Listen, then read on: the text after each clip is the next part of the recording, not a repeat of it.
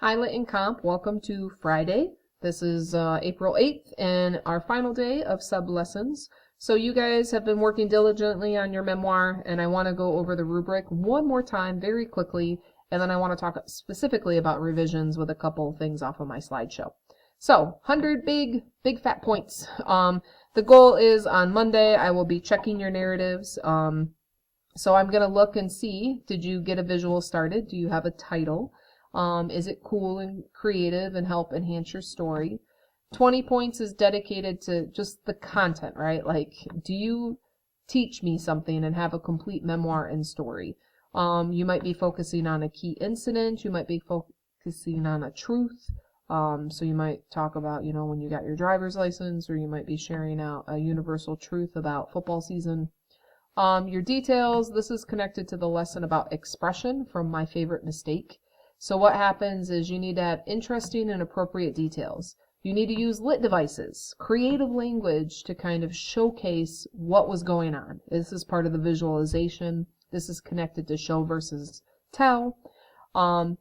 Empathy is a fancy way of discussing how you are reflecting your inner thoughts and feelings and reactions to what you learn. Sorry, my keyboard is being fussy. So your emotions are clearly and creatively expressed, like I connect with you as an emotional, like on an emotional level, because how you express and showcase your feelings is well done. 10 points is grammar and word choices.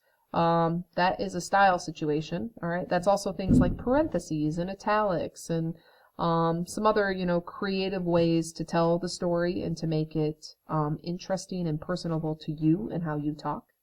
Organization is also super important. Do you have an intro? Do you have a body? And do you have some type of conclusion? Does it read like a complete story from start to finish? Another 10 points is related to revision. So I'm going to talk about that in just a second.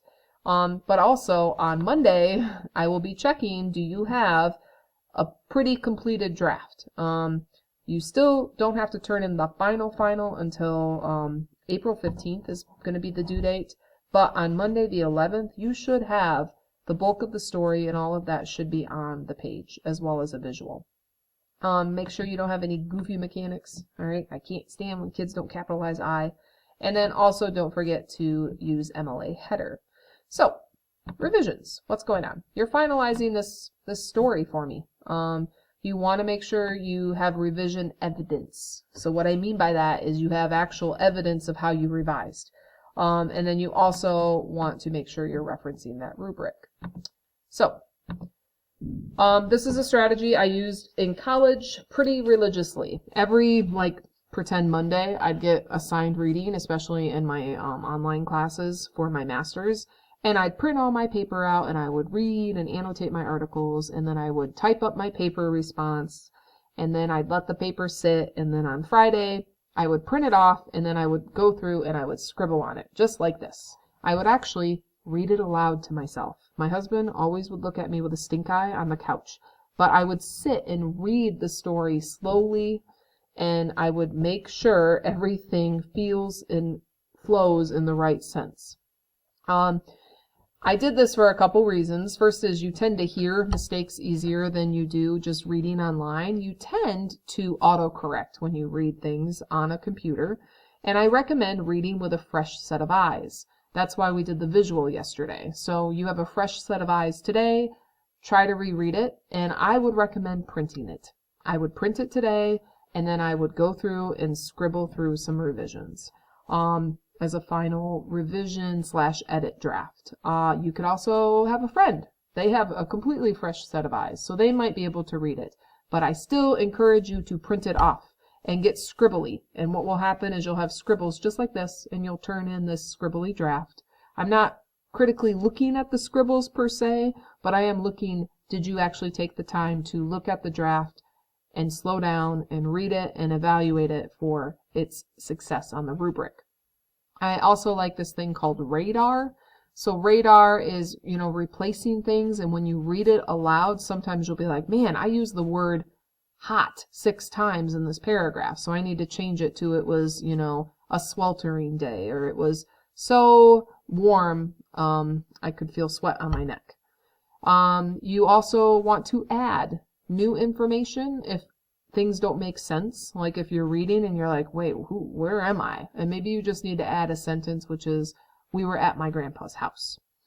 Sometimes this is the hardest thing for me, but sometimes you just gotta delete stuff. Like if there is a few sentences, they don't make sense or they're not adding to the story in any way, cross out those unrelated and unnecessary details, especially if your narrative feels like it's getting really long. You do need to have 800 words. I'll talk about that in a second. And then sometimes reorder. Sometimes you might see you have a really good paragraph, but maybe that would be better moved up or down in the memoir passage for flow and ideas. So definitely think about radar, have somebody read it or use a fresh set of eyes, and please, I'd recommend you print it and scribble on it today in class. All right, it's my final slide. So you need 800 plus words. That's about 1.5 pages single spaced. It would probably be closer to 3 pages double spaced. You do want to make sure you have a visual, and you do want to make sure you have evidence of revisions. And that would be printing or having a scribbly draft or having scribbles in a notebook and a plan.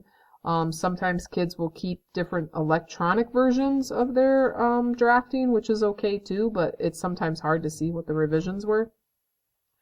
So you might have to go back and recreate that.